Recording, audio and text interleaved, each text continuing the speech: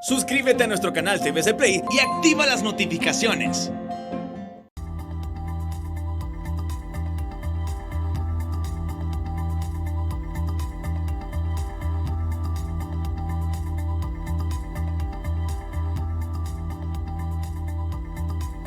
Muy buenas, bienvenidos al banquillo, gracias por estar con nosotros. Hoy vamos a tener un enlace con el señor embajador de la República de Cuba, acreditado ante Gobierno y Pueblo de Honduras, don Francisco Emilio Delgado Rodríguez. Señor embajador, qué gusto saludarle y compartir estos minutos para hablar de cómo se está enfrentando en la mayor de las Antillas el COVID-19 y cómo están esos enlaces de fraternidad, de amistad, de solidaridad que muestra Cuba para sus países hermanos.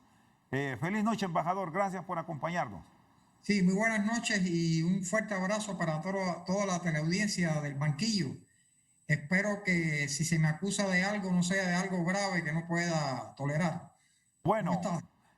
un diálogo ameno, señor embajador. Cuéntenos cómo va el desarrollo científico de dos de las vacunas que Cuba ha tenido en una fase 3 y que le ha permitido tener la posibilidad de vacunar más de 3 millones de ciudadanos y que ya tienen resultados concretos.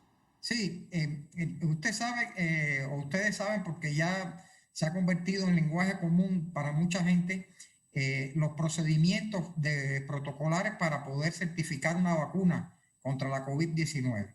Entonces, en el caso nuestro, empezamos a la altura de octubre, noviembre del pasado año a buscar nuestros propios candidatos sobre la base de un desarrollo científico y una experiencia de producción de nuestras propias vacunas, por lo menos 8 de los 13 vacunas que se utilizan en el esquema de vacunas en Cuba, que se producen en BioCuba Pharma, que es la entidad cubana que se dedica a este menester. De manera que empezamos a desarrollar 5 candidatos vacunales. Estamos hablando de Soberana 01, 02 y Soberana Plus. Interesante, después les voy a explicar qué papel juega esta última. Abdalá, que debe su nombre a uno de los poemas más conocidos de José Martí, y Mambisa, que es la que ha adquirido cierta notoriedad, aunque está más atrasada en el desarrollo porque se inocula a través de las fosas nasales. Así que a esta altura tenemos Soberana 02, que ya terminó, está por terminar su fase 3, y Abdalá, que ya terminó su fase 3. Esperamos que en este mes de junio los investigadores terminen de cerrar sus análisis, su contabilidad, para establecer cuál es el nivel de eficacia que tienen ambas vacunas y proceder al siguiente paso que está protocolizado, que es la certificación de las vacunas por la entidad reguladora cubana CEDMED, lo que vendría a ser el ARSA aquí en Honduras. Una vez que en Cuba se certifiquen, ya podría utilizarse la vacuna para cualquier fin de aplicación en el exterior. ¿De qué dependerá, señor embajador, que ya en el caso de los desarrollos de la vacuna Abdalá y la Soberana 2, que son las que tienen procesos avanzados, reciban el visto bueno y ya Cuba, que por cierto lo ha ofrecido a otros países, tenga esa disponibilidad de sueros? Bueno, nosotros en su pregunta hay 2 respuestas incluidas. La primera es lo que ya expliqué, hay un procedimiento protocolar, técnico, científico para certificarla. Sí, CEDMED, que como decía es nuestra entidad reguladora, debe certificarla, espero yo, no tengo ese dato porque no me compete, pero supongo yo que en la brevedad, probablemente antes de que comience julio. Una vez que esté certificada, aquí está la segunda respuesta a la pregunta. Ya el país, o en este caso la entidad que la está produciendo y distribuyendo, BioCuba Pharma, así se llama, ya lo dije, podría distribuirla internacionalmente. Y entonces, en este caso ya dependería de cuánto avancen las conversaciones con los países que han solicitado, que han mostrado su interés por participar en la distribución de esas vacunas. Sí, ¿quiénes son los candidatos, señor embajador? Porque ya sabemos que los otros desarrollos científicos, que ya es de común para los ciudadanos del mundo, la aplicación de AstraZeneca, por citar una de las vacunas que ha desarrollado Europa con la Universidad de Oxford, es para mayores de 18 años. Johnson & Johnson, una sola dosis para mayores de 18 años. La Sputnik, 2 aplicaciones para mayores de 18 años. Pfizer, que experimenta ya para niños de 12 años en adelante, y Moderna, que está en esa etapa. Las vacunas de Cuba, ¿a qué personas se les puede inocular? Háblenos primero de la Soberana 2. Bueno, Soberana 2, que es la que está más avanzada de las 3, de las 5, perdón, y también Abdala, que también se ha estado aplicando y está en ese esquema de los 3 millones que tú mencionabas, se aplica a personas de 19 a 80 años. Pero Soberana 02 empezó este lunes, hace ahora 3 días, o 2 días, empezó fase 1 en niños menores de 13 a 18 años. Y la idea es pasar a fase 1, fase 2 con Soberana 02 y probablemente también con Abdala para niños de 3 años a 18 años. Es decir, cubriríamos prácticamente todo el espectro pediátrico de posibilidades. Usted sabe que tanto en Honduras como en Cuba, como en la mayoría de los países, los esquemas de vacuna procede en los primeros meses o años de vida, por lo cual los científicos no recomiendan recargar ese esquema con otra vacuna que además tiene todas las implicancias de un ensayo. Pero sí, ya nosotros empezamos el lunes pasado con los primeros candidatos pediátricos.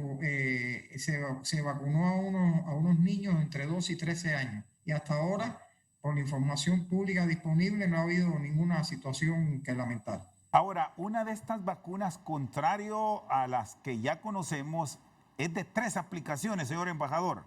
Es decir, hay 3 dosis. 3 dosis. Oh, sí, ok.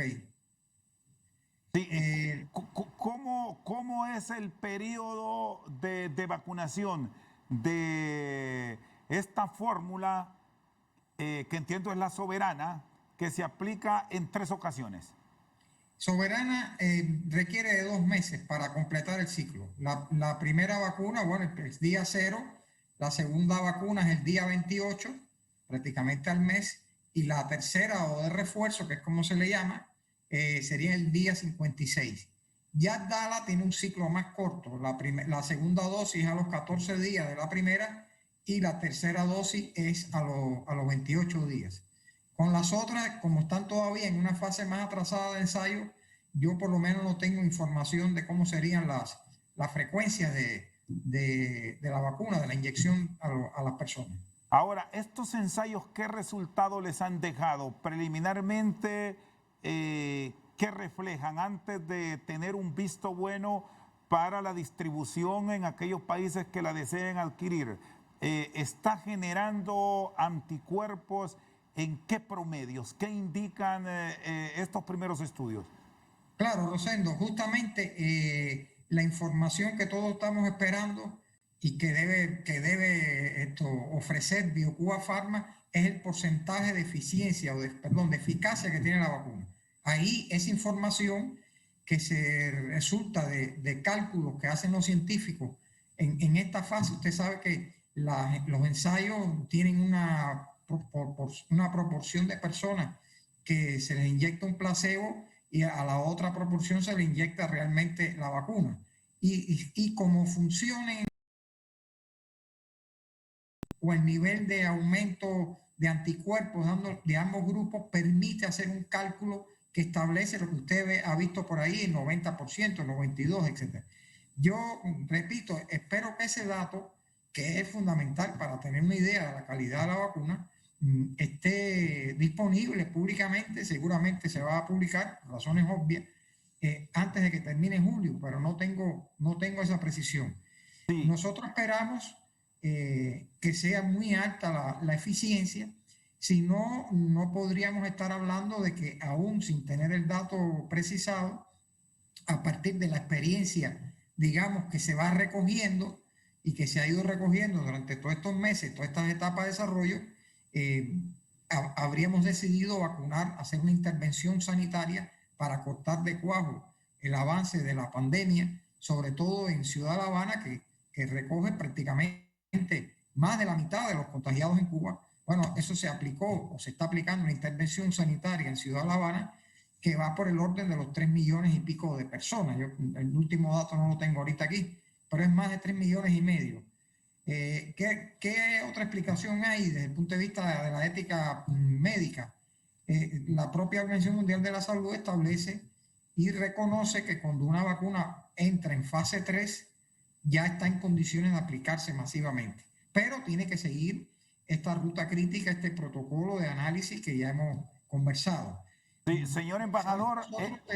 Que tengamos ese dato rápido, sí. Sí, señor embajador, el ensayo solo ha sido a nivel de la isla. Esto porque en un principio se habló que podrían tener experimentos con ciudadanos de México, de Venezuela y algunos otros países que tenían esa disponibilidad. ¿Qué pasó? A ver, la lógica de ensayar en otros países responde a la propia dinámica de la pandemia. En el momento en que nosotros estamos haciendo los primeros ensayos, nos percatamos que el nivel de contagio que hay en Cuba está muy por debajo de la media internacional. De alguna manera sigue siendo así. Y el nivel de fallecimiento, francamente, muy por debajo. Si la media en América Latina está en 2, y pico por ciento para cada 100.000 contagiados, y en Cuba no llega al 1%. A partir de esa lógica, la mejor manera de demostrar que la vacuna era buena era aplicarla en poblaciones donde hay un mayor impacto de la pandemia. En virtud de lo cual se firmó con el Instituto Pasteur de la ciudad de Teherán, en Irán, un acuerdo para que ellos ensayaran con 100.000 dosis. Y también se habló de eso con Venezuela. Yo personalmente no tengo información de qué pasó con esos procesos. Me imagino que forman parte del propio estudio que en su momento se hará público una vez que se den los datos que hemos estado hablando. Muy Porque bien. sí se firmó, sí se habló con México y con 5 o 6 países más, y se firmó concretamente con Argentina, es producir las vacunas en esos lugares, que multiplicaría N veces la capacidad industrial instalada que tiene Cuba, que tiene las limitaciones que cualquiera puede imaginar como país pequeño. Sí. Muy bien, vamos a ir a una pausa, señor embajador, luego seguimos conversando sobre estos desarrollos científicos para combatir la COVID-19 que está desarrollando Cuba. Nos acompaña su embajador acreditado ante pueblo y gobierno de Honduras, Francisco Emilio Delgado. Pausa, ya regresamos.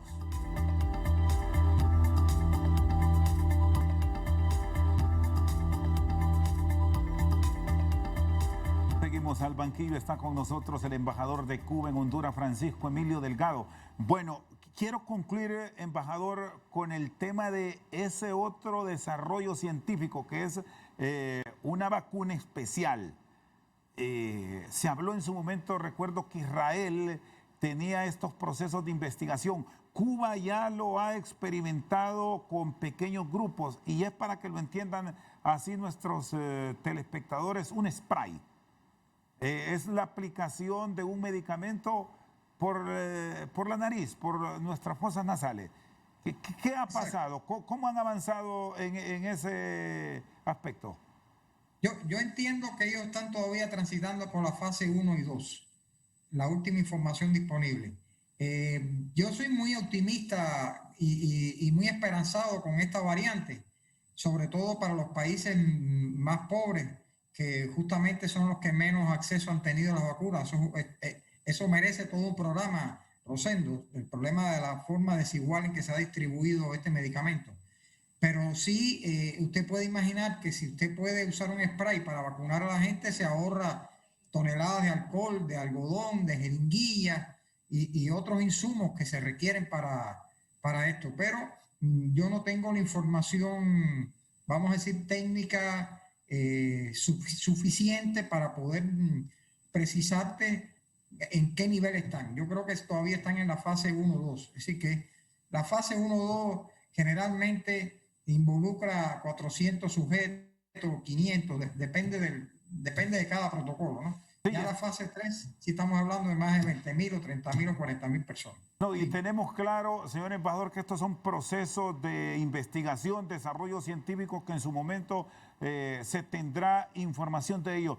¿Cómo ha sido para los cubanos enfrentar la pandemia? Porque sabemos lo que pasa con muchos países que son proveedores de Cuba, que tienen sus dificultades para llegar con insumos, con equipos que se requieren finalmente para llegar a procesos que permitan crear su propia vacuna. ¿Ha sido difícil llegar a este escenario que hoy plantea?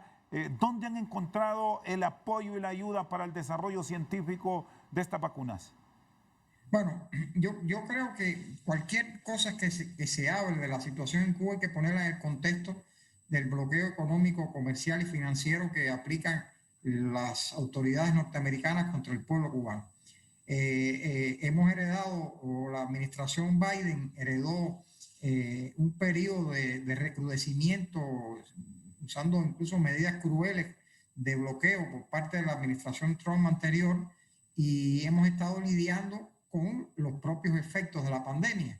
Usted puede imaginarse que si la industria turística es la primera o la segunda industria que ingresa recursos, divisas financieras al país, y el turismo en el mundo prácticamente colapsó. Puedo ponerte un ejemplo de cálculos, digamos, o de macrocálculos. Nosotros teníamos un plan de recibir en el año 2020 alrededor de 5 millones de turistas, y según la última cifra que yo escuché, llegaron a ingresar alrededor de 300.000 o 400.000. Es decir, cualquiera puede sacar una aritmética ahí de cuánto dejó de ingresar. Y tuvimos un impacto durísimo en materia económica. El Producto Interno Bruto cubano cayó un 11%, probablemente sea una de las caídas más relevantes que hay en comparación con el concierto de las naciones latinoamericanas y caribeñas. El problema del bloqueo es que te obliga o te encarece todas las cosas en su rostro, en su ámbito financiero, hace muy difícil incluso operar con la moneda norteamericana, que tiene un nivel de hegemonía a nivel internacional. Y solo puedo ponerte un ejemplo a propósito de las vacunas. Nosotros, las vacunas están basadas en el desarrollo científico de Cuba, en los equipos ya desarrollados. Como te decía en algún momento, nosotros producimos 8 de las 13 vacunas. En el caso, por ejemplo, de Abdala, que es una vacuna que sale de un producto biotecnológico de origen vegetal, de una levadura, y en el caso de Soberana, que es de una molécula de un mamífero. Es decir, son los orígenes. Abdala descansa en el desarrollo de la vacuna contra la hepatitis B, que tiene más de 20 años de utilizarse en Cuba. Eso tal vez explique por qué no deje secuelas importantes en las personas vacunadas, porque ya es una vacuna muy utilizada y muy desarrollada. El caso de Soberana 02 se basa en un candidato, en una vacuna todavía más vieja, más conocida universalmente, que es para el toxoide tetánico. Nosotros, algunos de los insumos que estamos usando, podríamos tenerlo en Cuba en 17 horas si lo trajéramos de los Estados Unidos y lo pudiéramos comprar allí como cualquier país normal del mundo. Sin embargo, tenemos que traerlo a 17 días de distancia en materia de tiempo de diferencia. Fíjese usted, uso el número 17 porque se ajusta a las realidades. Y así podríamos hablar de otros efectos. En el año 2020, Trump recrudeció más todavía. Ahí el nivel de crueldad adquirió dimensiones ya indescriptibles, de recrudeció más el cierre, incluso hubo esfuerzos de donación. ¿Se acuerda que cuando empezó la pandemia había una especie de búsqueda precipitada de equipos de oxigenación? Y nosotros no teníamos, por supuesto, las cantidades que se suponía que iban a hacer falta, y él impidió una donación de esos equipos a Cuba. Sí, ¿quién ha sido su proveedor? Generalmente son europeos y China. pero no es lo mismo buscar un insumo en China que buscarlo en la Florida. A mí me gusta repetir el concepto, la distancia que hay entre San Pedro Sula y Tegucigalpa es mayor que la que hay entre La Habana y la Florida. Imagínense que yo tenga que ir a buscar, si estoy aquí en Tegucigalpa, ir a buscar un producto a, qué sé yo, a Quito o a Buenos Aires, pudiéndolo comprar en San Pedro Sula. Poner algún ejemplo así, cogido por los pelos, ¿no? Sí, embajador, ¿y qué tanto se ha logrado recuperar la economía de la isla ahora que ya muchos países, a pesar de que todavía estamos con la pandemia, pero han entrado en una dinámica económica diferente a la del 2020? Ya hay muchos ciudadanos en el mundo vacunados, se está comenzando a dar los pasos para abrirse al turismo de una manera más activa. ¿Cómo ha ido la isla? Nosotros estamos atravesando una situación económica muy tensa, porque incluso se da la paradoja que tenemos capacidad de ingresar la divisa norteamericana y producto de estas leyes de bloqueo no la podemos usar en el mundo. Es decir, es como que usted tuviera un montón de dólares para comprarse un equipo electrodoméstico y cuando va a alguna tienda nadie se lo acepta. Entonces eso se convierte en papel inútil. Estamos atravesando esa situación ahora. El turismo ha venido recuperándose poco a poco, pero como alguien dijo, yo leí el otro día en unos análisis que se está haciendo del flujo turístico de Europa hacia el mundo, va mucho más lento de lo que, por supuesto, de lo que todos quisiéramos. Y se está hablando conservadoramente que se puede hablar de una recuperación real del turismo a partir del año 2022-2023. En Cuba ha empezado a ingresar una cantidad de turismo. A ver, Rosendo, nosotros tuvimos que cerrar prácticamente los aeropuertos cuando la pandemia adquirió la dimensión universal. Esos aeropuertos se han ido abriendo poco a poco, pero no con la suficiente agilidad para poder recibir o recepcionar una cantidad importante de turismo. De manera que si usted tiene prácticamente cerrados los aeropuertos, cualquier otra cosa que pueda ocurrir a nivel universal no va a tener un impacto inmediato, por lo menos, porque la gente tiene que llegar. Es una isla, no hay manera de entrar a Cuba que no sea por barco o por crucero, que también fue una medida que tomó Trump de suspender los cruceros a Cuba, y la nueva administración no la ha eliminado. Y así estamos lidiando con esa realidad. El turismo que está llegando a Cuba está llegando a lo que nosotros llamamos polos turísticos, que tienen un nivel relativo de aislamiento con el resto del país. Sí, Varadero y Los Cayos. Sí, embajador, y con este mundo tan globalizado y con las nuevas formas de intercambio comercial, advierte que pronto Cuba puede pasar a estas alternativas que nos dan las monedas electrónicas que tan de moda se están poniendo ahora, o es un camino que debe recorrer mucho trecho a futuro? Yo conozco que algunos países que tienen que lidiar con sanciones de los Estados Unidos, por caso supe de Venezuela, han estado evaluando esas cosas. En el caso de Cuba, hasta donde yo conozco, no ha habido ninguna posibilidad. Más bien, por el contrario, a la altura de abril, más o menos, el Banco Central de Cuba emitió una advertencia de que no habló en contra de las monedas, las criptomonedas, pero sí advirtió que era un campo todavía desconocido, inexplorado para nosotros, y que podía ser espacio para una estafa o para problemas delictivos de ese tipo. Así que, pero lo que sí te puedo decir es que en este momento no constituye un objetivo del Banco Central de Cuba conocido públicamente, ¿no? Por supuesto, de desarrollarnos por ese lado. Estamos más bien volviendo a esquemas de búsqueda de financiamiento que en el pasado aplicamos con otras monedas, ¿no? El euro, otras monedas que los norteamericanos no puedan bloquearnos con eso. Muy bien, está el embajador Francisco Emilio Delgado, representante de Cuba en Honduras. Vamos a una pausa, ya regresamos.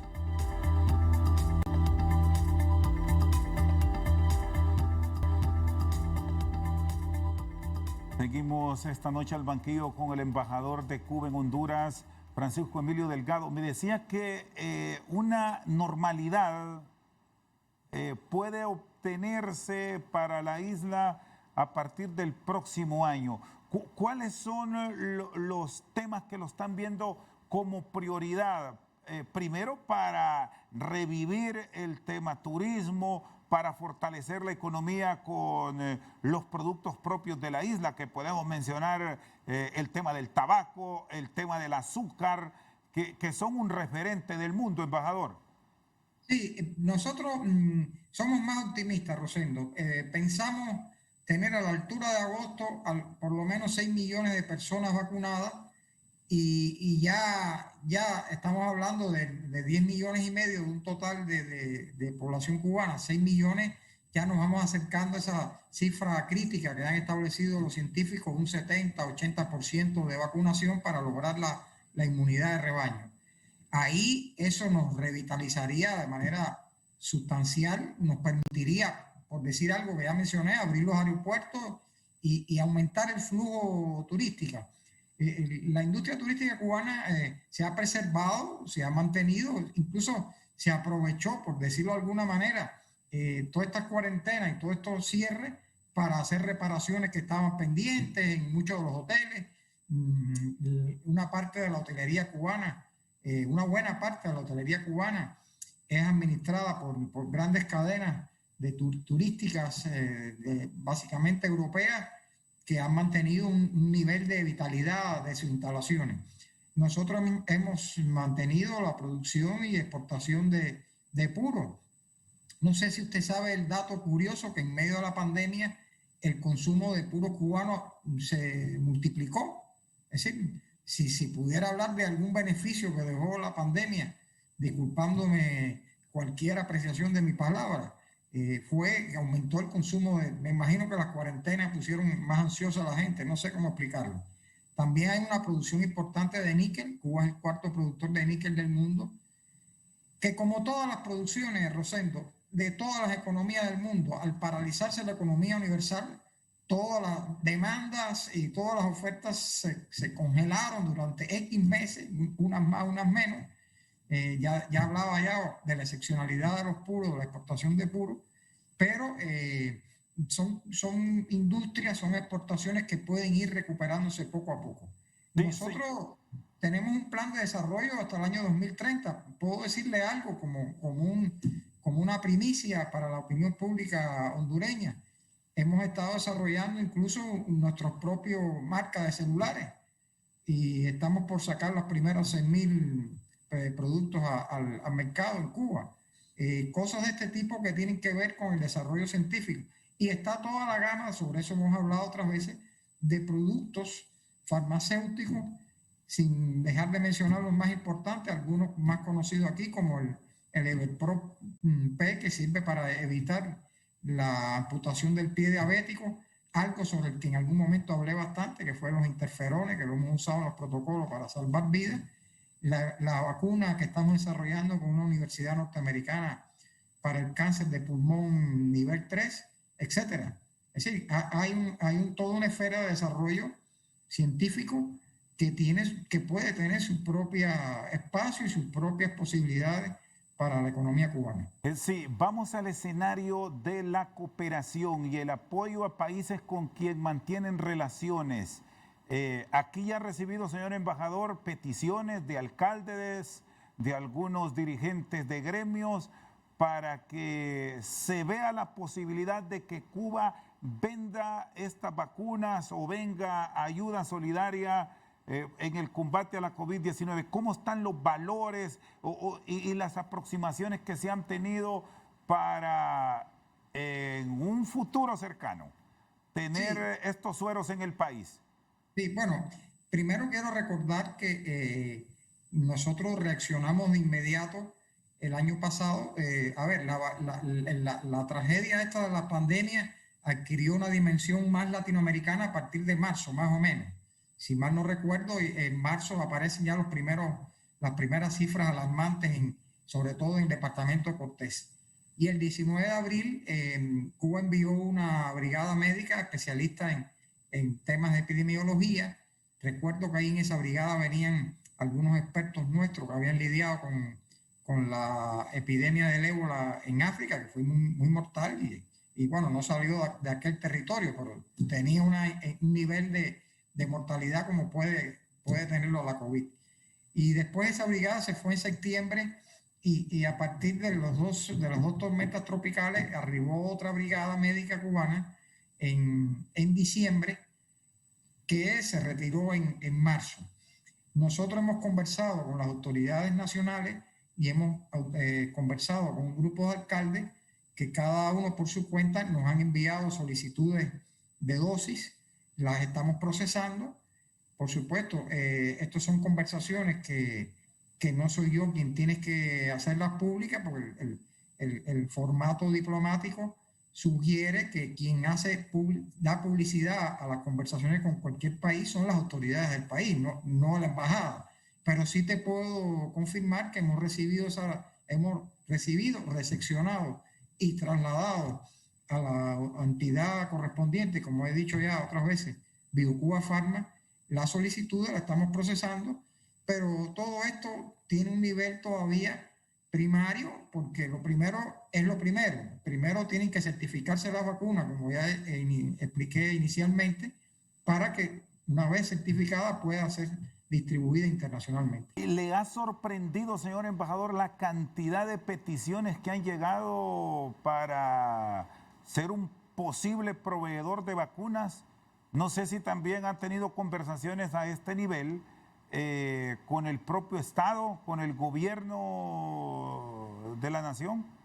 Sí, yo decía que hemos recibido solicitudes del gobierno nacional y de un grupo de alcaldes, está en torno a los 125, 126. Ellos, por caso, los alcaldes hicieron público el documento que nos enviaron, donde aparecen 3 gremios en particular. Alguien me ha preguntado, yo he recomendado que a la hora de hacer solicitudes, que sea un conglomerado lo más grande posible. También hemos tenido contactos con el COEP, con la Asociación de Maquilas de Honduras, con la Comisión COVID de la Universidad Nacional Autónoma de Honduras, que estamos hablando para ver si firmamos un convenio de colaboración científica. Eso es otro tema. Y con otras instituciones. Hemos estado conversando con mucha gente, pero Cuba está recibiendo solicitudes de alrededor de 30 países. O para ser más exacto, BioCuba Pharma está recibiendo solicitudes de más de 30 países. Sería prácticamente inviable e imposible de ejecutar que podamos nosotros recepcionar solicitudes aisladas, atomizadas, ¿no? Por eso es que se ha recomendado hacer una solicitud lo más global, lo más abarcadora posible. La Organización Mundial de la Salud estableció un parámetro que a nosotros nos parece bien, pero además, al ser ellas los que la establecen, la tenemos que acatar razonablemente. Y es que en cualquier procedimiento de distribución de este biológico sea con predominio o que prevalezca o que se priorice la solicitud del gobierno nacional. Sí, de momento no se puede hablar, señor embajador, de valores de la vacuna. No, yo supongo que BioCuba Pharma lo tenga y el procedimiento burocrático es así. Nosotros hacemos la promoción, hacemos la conexión y después, digamos, el gobierno nacional, los alcaldes, quien sea, establece una conexión con BioCuba Pharma y se ponen de acuerdo no solo en los valores, sino hasta el procedimiento de pago, cómo llegan las vacunas aquí. Es decir, hay una ruta, hay una cantidad de información que tienen que precisarse directamente con el proveedor que es BioCuba Pharma. Y en su momento, al recibir, señor embajador, ya todo los vistos buenos, las autorizaciones para poderse vacunar con los desarrollos científicos de Cuba, con esta opción de que también se produzca en Argentina, como me decía, ¿habrá capacidad para venderle al mundo como lo han hecho los rusos, los estadounidenses, los europeos? Sí, nosotros, según BioCuba Pharma, hizo público que ellos estaban previendo producir alrededor de 100 millones de dosis al cierre del 2021. Si llegáramos a vacunar, cosa que probablemente no sea exacto así, a los 11 millones casi de habitantes cubanos, recordemos que las vacunas son voluntarias, ¿sí? Según los códigos nuestros, ustedes vacunan solamente a los que quieren vacunarse. Pero asumamos que todo el mundo lo quiere hacer, se irían 33 millones de vacunas, es decir, estarían disponibles 67, ¿no? 67 millones. Si a eso sumamos lo que puedan producirse en otros países, yo creo que razonablemente, por supuesto, obvio, nunca va a ser al nivel de Estados Unidos ni de Rusia, creo que no hace falta que aclare eso, pero estaríamos en condiciones mínimo de evaluar las solicitudes que se están haciendo y las posibilidades de distribuir en otros lugares. Así que soy optimista también con esa pregunta. El embajador de Cuba en nuestro país, don Francisco Emilio Delgado Rodríguez, al banquillo. Vamos a una pausa, ya regresamos.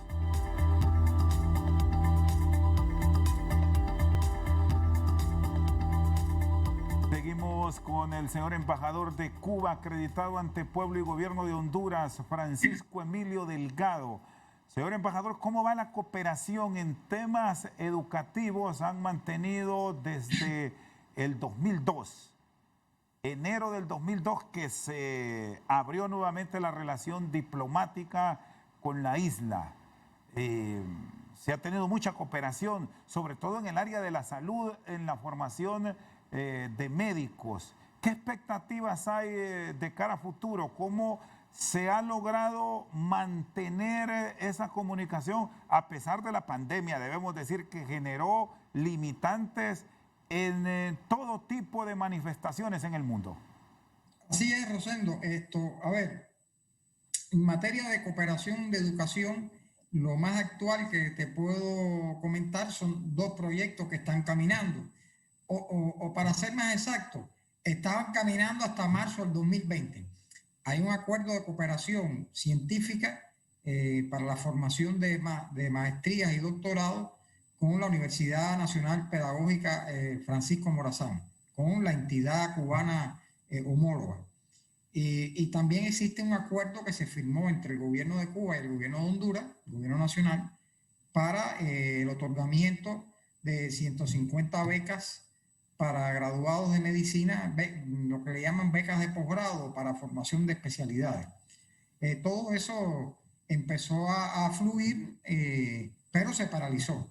Ahora, en el caso de la Universidad Nacional Pedagógica Francisco Morazán, se retomaron los criterios con la posibilidad de aplicar lo que todo el mundo está aplicando de manera, digamos, ya casi masiva, ¿no?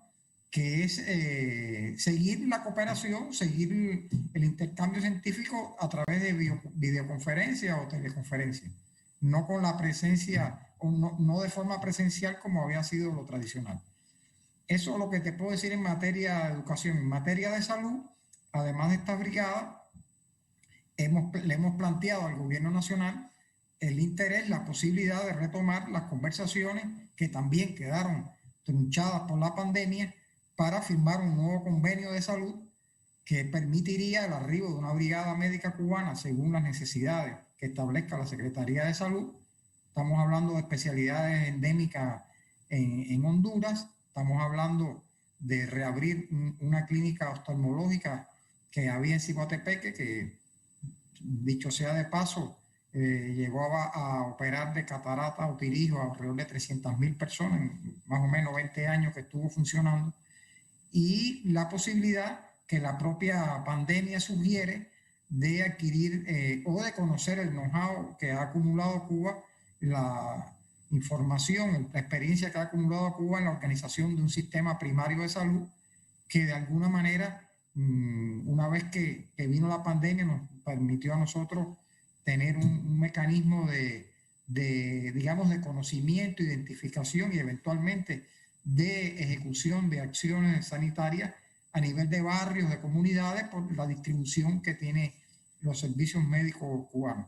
Son, digamos, las dos esferas más importantes de cooperación que, como usted decía, la pandemia las paralizó, pero que estamos haciendo esfuerzos ahora para retomar esto en los casos que se pueda, como mínimo desde el punto de vista del uso de teleconferencias o videoconferencias.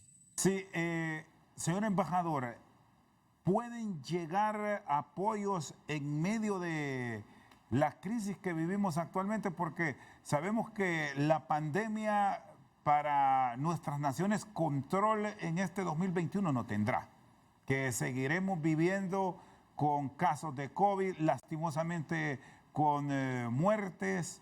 En ese sentido, ¿cómo está la disponibilidad o bajo qué mecanismo podrían llegar brigadistas cubanos, especialistas, expertos, como le queramos llamar, para continuar con este apoyo? ¿Está esa ruta abierta? Nosotros tenemos disposición. Lo otro es ver, identificar en el momento en que eso vaya a ocurrir la dinámica logística, ¿no? Los vuelos, en fin, ¿no? Nosotros hemos planteado la necesidad o la disposición de Cuba de firmar ese nuevo convenio de salud y habrá que establecer cuando esa brigada venga en qué condiciones viene. Las otras dos brigadas que te conté, que vinieron por la COVID y por las tormentas, vinieron con aviones rentados especialmente para llevarlas y traerlas. Es decir, porque no había... A ver, hay un flujo aéreo muy limitado hacia Cuba en estos momentos. Es decir, hablar de una línea aérea comercial que usted quiera viajar mañana, llame y compre el pasaje, eso no está funcionando de esa manera. Pero yo pienso que, digamos, me gustaría decir que ese tema es secundario y subordinado al hecho de que si prosperara un acuerdo de este tipo o de cualquier otro tipo. Viajar ahora no es fácil para el común de los mortales. En el caso de Honduras, Cuba, incluso yo, por la información que tengo, desde Centroamérica a Cuba, parece ser un poco complicado por el cierre de aeropuertos, por la frecuencia de vuelos y, bueno, toda la tragedia que estamos viviendo.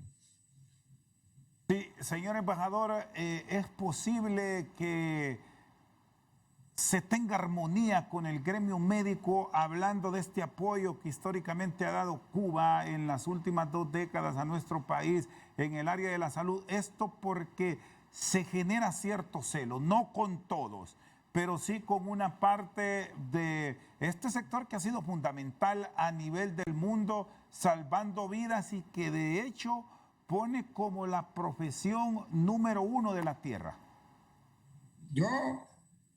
Si el gremio médico de Honduras quiere tener una conversación conmigo dentro de media hora, estoy disponible, por decirlo de alguna manera metafórica.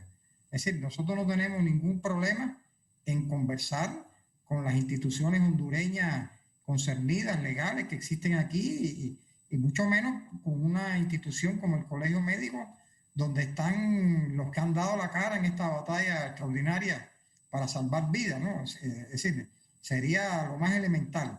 Nosotros pensamos que han intervenido en esta historia de desavenencia o más bien desinformación, más bien intervención de terceras personas, que me ahorro su mención, o instituciones que no vienen al caso mencionar, que han querido establecer estos esquemas. Le puedo confirmar que las relaciones de nuestros médicos aquí, tanto los que estuvieran de manera permanente en las brigadas como los que vinieron a estas 2 brigadas, con los médicos hondureños fueron excelentes. Algunas de ellas incluso se mantienen años después de haberse retirado los cubanos de acá. Lo mismo podría decir de los que han ido a estudiar allá de Honduras. Es decir, no pareciera, por una parte, que ninguna de estas brigadas le vaya a quitar el trabajo a nadie. Por el contrario, repito, en el nuevo proyecto de convenio estamos hablando de necesidades de especialidades endémicas en el país, y para mientras la gente se enferma y para mientras la gente se muere porque no son atendidos como corresponde.